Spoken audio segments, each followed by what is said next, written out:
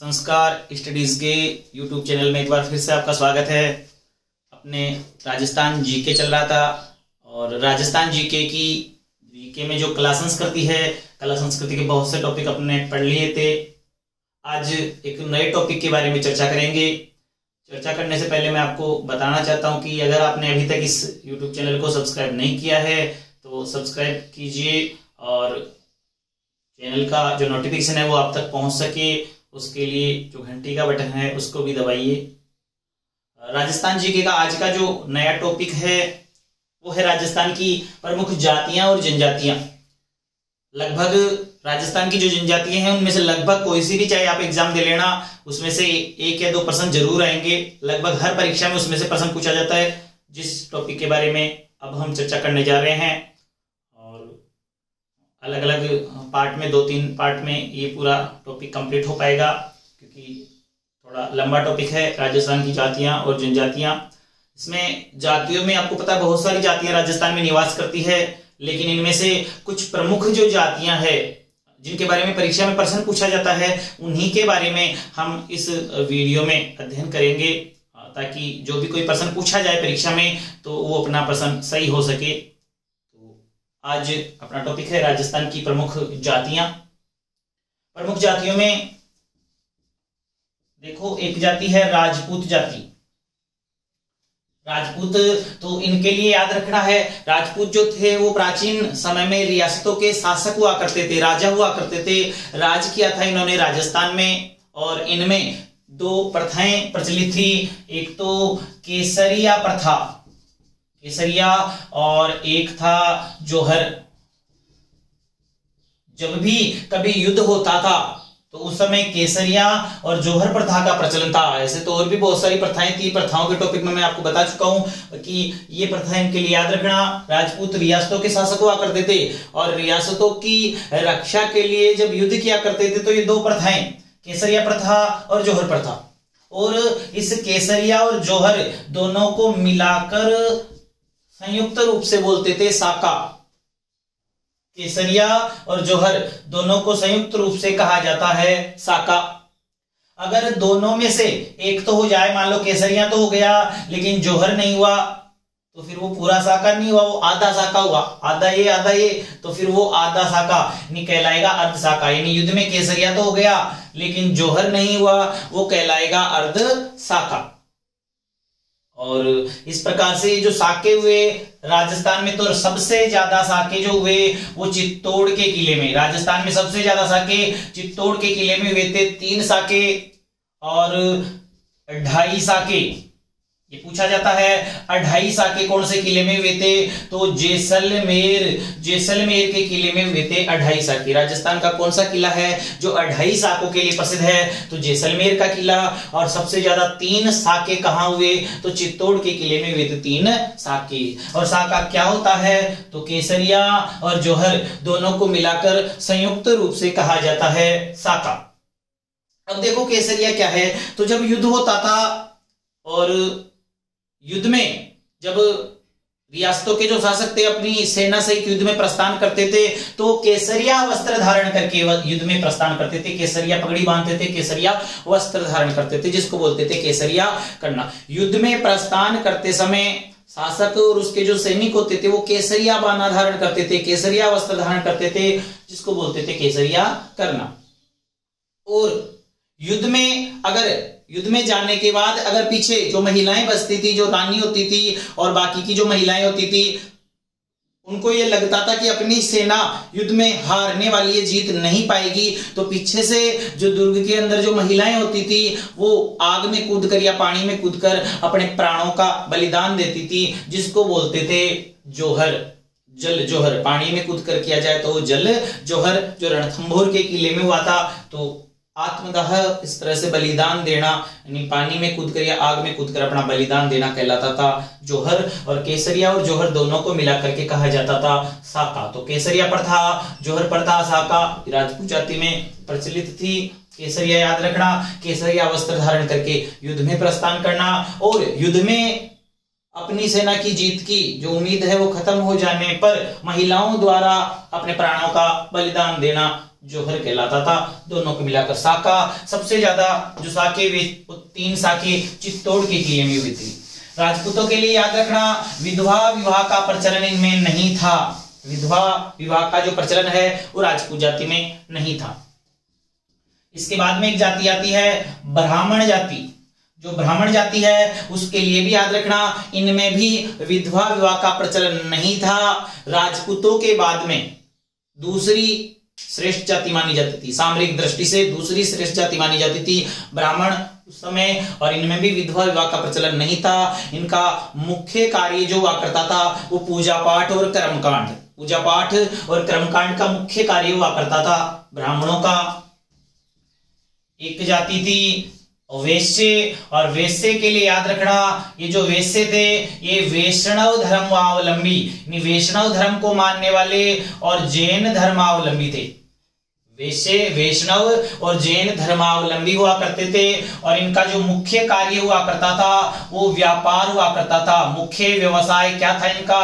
व्यापार, यानी अधिकतर ये व्यापार में संलग्न थे। और इनके जो गोत्र होते हैं जिस प्रकार से अग्रवाल है, माहेश्वरी है, सरावगी है, खंडेलवाल है, तो ये सारे इसके अंतर्गत आते थे। बढ़िए इनको जिन बोल सकते हैं। तो इनका मुख्य व्यवसाय क्या हुआ करता था? व्यापार हुआ करता था।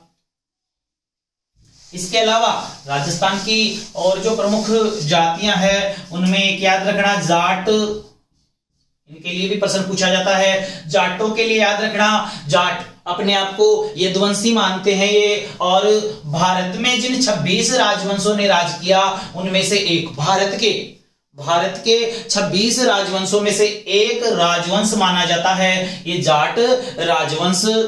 और सबसे पहले राजस्थान में आकर बसे थे ये बीकानेर और जैसलमेर, बीकानेर और जैसलमेर में आकर के बसे थे।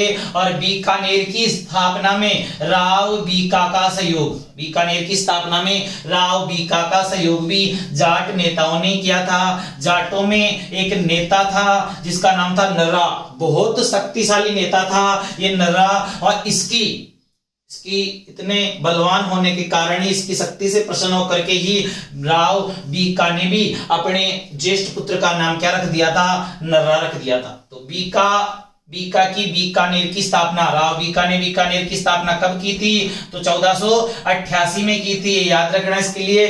तो बीका की बीकानेर की स्थापना में सहयोग किया था किसने? नर्रा ने, जाट नेता नर्रा ने, जाटों ने सहयोग किया था बीकानेर की स्थापना में। सबसे पहले जाट जो थे वो बीकानेर और जैसलमेर में आकर बसे थे।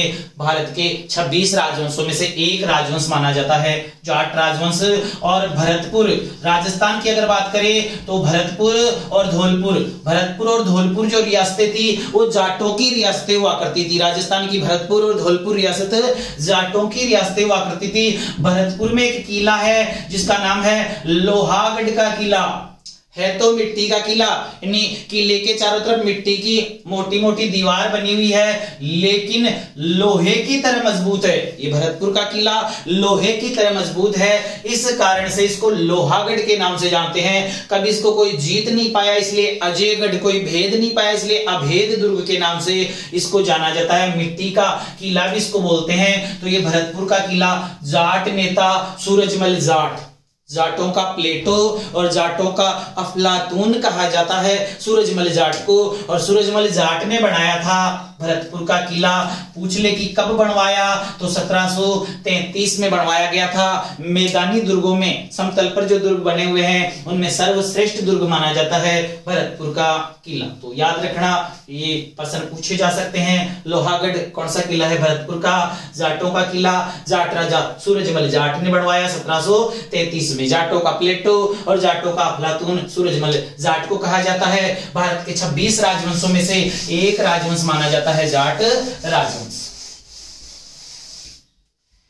एक जाति है अहीर, और अहीर जाति के लिए याद रखना, ये भी अपने आप को यदुवंशी मानते हैं। जो अहीर है वो अभीर अभीर शब्द से उत्पन्न है और इस अभीर का जो अर्थ होता है वो होता है दूध वाला, दूध वाला। यानी इनका मुख्य जो व्यवसाय हुआ करता था वो दूध का व्यवसाय हुआ करता था, मुख्य व्यवसाय दूध का व्यवसाय था। अभीर शब्द से उत्पन्न होता है अहीर, जिसका अर्थ होता है दूध वाला। और ये जो अहीर हैं ये अपने आप को भगवान कृष्ण का पालक, भगवान कृष्ण का पालक और नंद का वंशज, नंदराज जी जो कृष्ण के पालन करता पिता थे, तो नंद का वंशज और कृष्ण का पालक मानते हैं अपने आप को। तो ये भी याद रखना है आपको। इसके अलावा एक जाति है गुर्जर, गुर्जर जाति। गुर्जरों के लिए याद रखना एक हथियार आता है गुर्ज, और इस गुर्ज नामक हथियार से लड़ने में सिद्ध हस्त होने के कारण ये जाति क्या कहलाई? गुर्जर जाति कहलाई।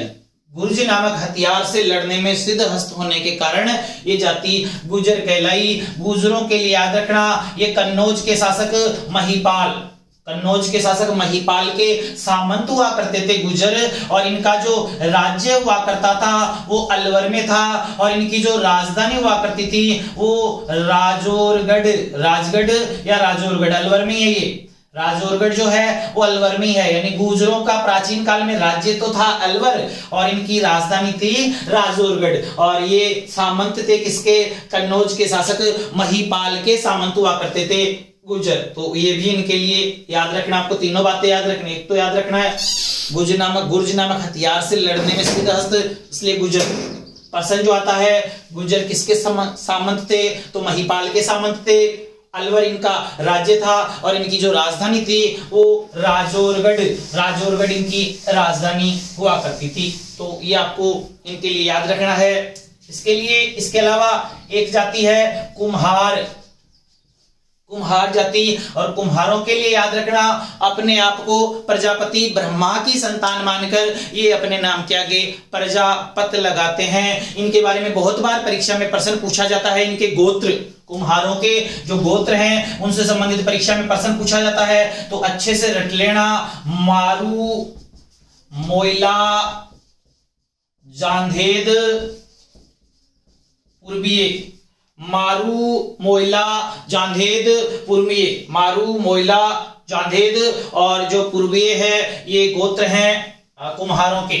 एक मारवाड़ भी बोलते हैं। तो मारू, मोइला, जांधेद, पूर्वीय ये कुम्हारों के गोत्र हैं। बस कुम्हारों में ये याद रखना आपको अच्छे से, क्योंकि ये बहुत बार परीक्षा में, जातियों में जो प्रश्न पूछा जाता है उसमें बहुत बार ये परीक्षा में पूछा गया है कि मारू, मोइला, जांधेद और पूर्वीय किनके गोत्र हैं? तो कुम्हारों के ये गोत्र माने जाते हैं। इसको आप अच्छे से याद रखोगे। इसके अलावा एक है चमार। तो चमारों के लिए याद रखना चमड़े का कार्य, चमड़े के कार्य में संलग्न होने के कारण ये जाति चमार कहलाई। प्रश्न परीक्षा में कभी नहीं आता ऐसा प्रश्न।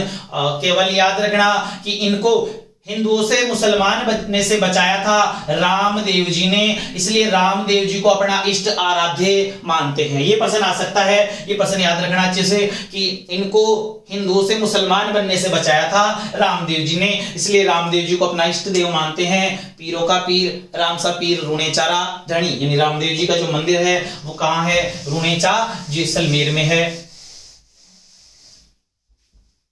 इसके अलावा एक जाति है माली, माली जाति। जो माली है वो प्राचीन काल में ये भी क्षत्रिय हुआ करते थे, लेकिन शहाबुद्दीन गोरी के समय मालियों ने बागवानी का पेशा धारण कर लिया था, बागवानी करने लगे और ये माली कहलाए। इनके जो गोत्र हैं वो भी राजपूतों की तरह, क्योंकि राजपूत थे पहले, तो राजपूतों की तरह इनके गोत्र होते हैं। सोलंकी है, परिहार है, कछवा है, तो ये गोत्र होते हैं किनके? मालियों के। शहाबुद्दीन गोरी के समय इन्होंने बागवानी का पेशा धारण कर लिया था। इसके अलावा एक जाति है नाथ। नाथ संप्रदाय से उत्पन्न जाति है जोगी। कालांतर में जिन नाथों ने गृहस्थ जीवन अपना लिया वो क्या कहलाए थे? जोगी कहलाए थे। ये जो नाथ संप्रदाय है ये बहुत प्राचीन संप्रदाय माना जाता है और इसका प्रवर्तक मत्स्येंद्र नाथ को प्रवर्तक माना जाता है नाथ संप्रदाय का। नाथ संप्रदाय के लिए याद रखना राजस्थान में नाथ संप्रदाय की दो पीठें मानी जाती है, एक तो माननाथी पंथ और एक बेरागी पंथ। माननाथी पंथ और बेरागी पंथ। ये जो बेरागी पंथ है इसकी प्रधान पीठ तो है राताडूंगा पुष्कर अजमेर, और माननाथी पंथ की प्रधान पीठ है महामंदिर जोधपुर। तो ये आपको याद रखना है। नाथ संप्रदाय, माननाथी और बैरागी, दो पंथ राजस्थान में मौजूद हैं। माननाथी जो पंथ है उसकी प्रधान पीठ महामंदिर जोधपुर है। महामंदिर जोधपुर का निर्माण मानसिंह राठौड़, जोधपुर के शासक मानसिंह राठौड़ ने निर्माण करवाया था। और बैरागी पंथ के लिए याद रखना, बैरागी पंथ की प्रधान पीठ राताडूंगा पुष्कर अजमेर है। तो ये माननाथी जो पंथ है, महामंदिर जो है, ये राजस्थान में नाथ संप्रदाय की प्रधान पीठ मानी जाती है। ये प्रश्न पूछा गया है, राजस्थान में नाथ संप्रदाय की प्रधान पीठ कौन सी है? तो महामंदिर जोधपुर, जिसका निर्माण महाराजा मानसिंह राठौड़ ने करवाया था। जोगियों से कालांतर में कई और गोत्र, कई जातियों का उद्भव हुआ था। जोगी, अनेक गोत्र इन जोगियों के होते हैं जो आपको याद रखने हैं। एक तो ओघड़ जोगी, एक अघोरी जोगी, एक रावल जोगी, एक कनफटे जोगी, एक मरमण्या जोगी और एक कालबेलिया जोगी। तो ये जोगियों के ही विभिन्न गोत्र हैं। नाथ संप्रदाय से उत्पन्न हुआ जोगियों का, और नाथ संप्रदाय काफी प्राचीन है। मत्स्येंद्र नाथ इसके प्रवर्तक है। राजस्थान में इसके दो पंथ, माननाथी और बैरागी पंथ की प्रधान पीठ राताडूंगा पुष्कर अजमेर, और माननाथी की महामंदिर। नाथ संप्रदाय की प्रधान पीठ अगर पूछे तो महामंदिर जोधपुर, जिसका निर्माण मानसिंह राठौड़ ने करवाया था। वही मानसिंह राठौड़ जिनको सन्यासी राजा के नाम से, और जोगियों के ये सारे गोत्र हैं। ओघड़ जोगी के लिए याद रखना, ये बड़ी बड़ी जटा रखते हैं और अपने शरीर पर भस्म लगाते हैं। बड़ी बड़ी जटा रखते हैं, शरीर पर भस्म लगाते हैं और कान चिरवाते हैं अपने। इनके कान चिरे हुए रहते हैं और शरीर पर भस्म राख लगाते हैं और बड़ी बड़ी जटा रखते हैं, वो होते हैं ओघड़ जोगी। अघोरी जोगी के लिए याद रखना, अघोरी जोगी इनका वास शमशानों में होता है। मेली विद्या के साधक होते हैं। मेली विद्या जो तंत्र विद्या होती है, तंत्र विद्या के साधक होते हैं अघोरी जोगी, और शमशानों में इनका वास होता है। रावल जोगी जो हैं, इनके लिए याद रखना, ये एक वाद्य यंत्र आता है सिंगी नामक वाद्य यंत्र बजाते हैं और गांव में फेरी लगाते हैं और सिंगी वाद्य यंत्र बजाते हैं रावल जोगी। कनफटे जोगी मारवाड़ में इनकी अधिकता होती है, सबसे ज्यादा मारवाड़ में पाए जाते हैं, और ये अपने आप को सबसे ऊंचा, जितने भी जोगी हैं, नाथ हैं, उनमें सबसे ऊंचा मानते हैं अपने को, कनफटे जोगी। मरमण्या जोगी, इनके लिए याद रखना, अपने आप को चिड़ियानाथ का अपने सिर पर आडा तिलक, इस प्रकार से आडा तिलक लगाते हैं और अपने आप को शिष्य मानते हैं, चिड़ियानाथ का शिष्य। ये याद रखना, प्रश्न आ सकता है, कौन से जोगी अपने आप को चिड़ियानाथ का शिष्य मानते हैं? तो मरमण्या जोगी मानते हैं अपने आप को चिड़ियानाथ का शिष्य। और तंत्र विद्या के साधक कौन से होते हैं? अघोरी जोगी तंत्र विद्या के साधक होते हैं। मारवाड़ में सबसे ज्यादा कौन से? कनफटे। और सबसे अपने आप को ऊंचा भी कौन से मानते हैं? कनफटे। एक है कालबेलिया जोगी, तो इनका मुख्य जो कार्य होता है वो सांप पकड़ने का काम होता है कालबेलिया जोगियों का। और कालबेलिया जाति जो आती है, मैंने आपको उनके लिए बताया था कि नृत्य किए जाते हैं अनेक प्रकार के। गुलाबो कालबेलिया नृत्य की प्रसिद्ध नृत्यांगना है। इंडोनी, पणिहारी, संकरिया, बागड़िया कालबेलिया जाति के ही प्रमुख नृत्य माने जाते हैं। तो ये नाथ संप्रदाय है जो आपको याद रखना है। तो ये कुछ राजस्थान की प्रमुख जातियां हैं जिनके लिए मैंने आपको बताया। इनमें से परीक्षा में बहुत बार प्रश्न पूछ लिया जाता है। तो एक तो जो कुम्हारों के गोत्र आपको बताए थे, मारू, मोइला, जांधेद, पूर्वी, मारवाड़, वो अच्छे से याद रखना क्योंकि परीक्षा में प्रश्न आ चुका है वो, और आगे भी संभावना है कि आ सकता है। केसरिया, जोहर याद रखना अच्छे से। केसरिया, जोहर दोनों को संयुक्त रूप से साका कहते हैं। जाटों की रियासत याद रखना, भरतपुर, धौलपुर जो रियासत है वो जाटों की रियासत मानी जाती है। तो ये राजस्थान प्रमुख जातियां हैं जिनको आपको याद रखना है। आगे वाले वीडियो में मैं आपके लिए लेकर आऊंगा राजस्थान की प्रमुख जनजातियां, और उन जनजातियों से बहुत सारे प्रश्न परीक्षा में पूछे जाते हैं। धन्यवाद।